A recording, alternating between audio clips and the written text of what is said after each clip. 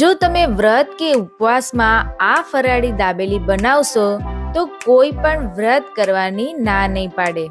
અને ફરાળી દાબેલી બનાવવી એકદમ ઈઝી પણ છે.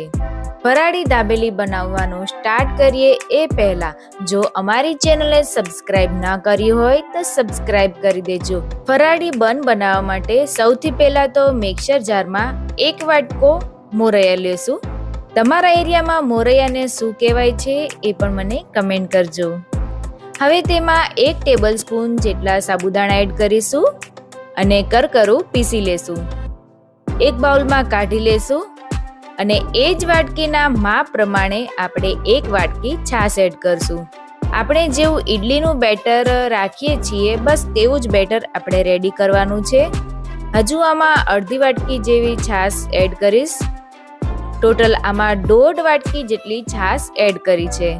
હવે આને 15 મિનિટ માટે રેસ્ટ આપીશું. ત્યાં સુધી આપણે દાબેલીનો મસાલો રેડી કરી લેશું. તેના માટે પેનમાં થોડું તેલ ગરમ કરીશું. તેલ ગરમ થઈ જાય એટલે તેમાં તજ, લવિંગ, બાદિયાનો ભૂકો એડ કરશું અને તરત જ થોડું પાણી એડ કરશું. પછી તેમાં કાશ્મીરી લાલ મરચું, બટેકા જે પ્રમાણે હોય તે પ્રમાણે મીઠું. દાબેલી થોડી ગળી જ હોય એટલે 1 ચમચી જેટલી ખાંડ એડ કરશું. થોડા લીંબુના ફૂલ, 1 ટેબલસ્પૂન ફરાળી દાબેલી મસાલો એડ કરી મસાલો બરાબર મિક્સ કરી દેશું.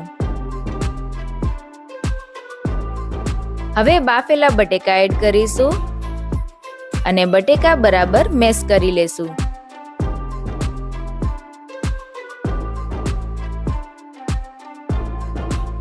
મસાલો અને બટેકા બરાબર મિક્સ થઈ જાય એટલે રેડી છે આપણો દાબેલી મસાલો.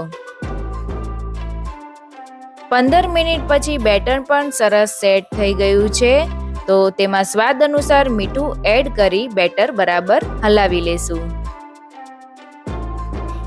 સ્ટીમરમાં મેં પાણી ગરમ કરવા મૂકી દીધું છે અને 3 વાટકી એક સરખી લેશું જેમાંથી ઈડલી આપણે બરાબર ડીમોલ્ડ કરી શકીએ.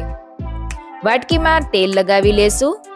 હવે બેટરમાં રેગ્યુલર ઈનો એડ કરી બરાબર હલાવી લેશું. તમે ઈનાની બદલે સોડા પણ યુઝ કરી શકો છો.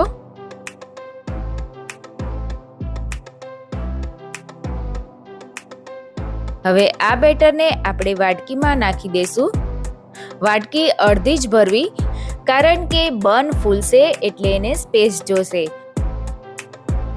અને ફૂલ વાટકી ભરશો તો અંદરથી કાચા રહી જશે. સ્ટીમરમાં 15-20 મિનિટ માટે કૂક થવા દેશું. 15 મિનિટ પછી છરીના મદદથી ચેક કરી લેશું. જો કોરું બારે નીકળે તો કૂક થઈ ગયા છે.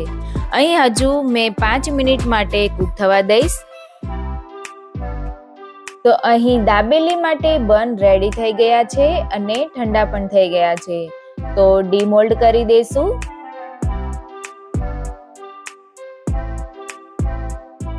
અહીં સુપર સોફ્ટ જાળીદાર બન બનીને રેડી થઈ ગયા છે.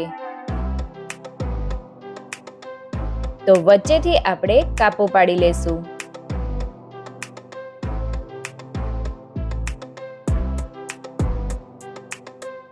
હવે બનમાં ઉપર લીલી ચટણી લગાવીશું અને દાબેલી મસાલો મૂકીશું અને બીજું બન ઉપર મૂકી દાબેલી રેડી કરી લેશું.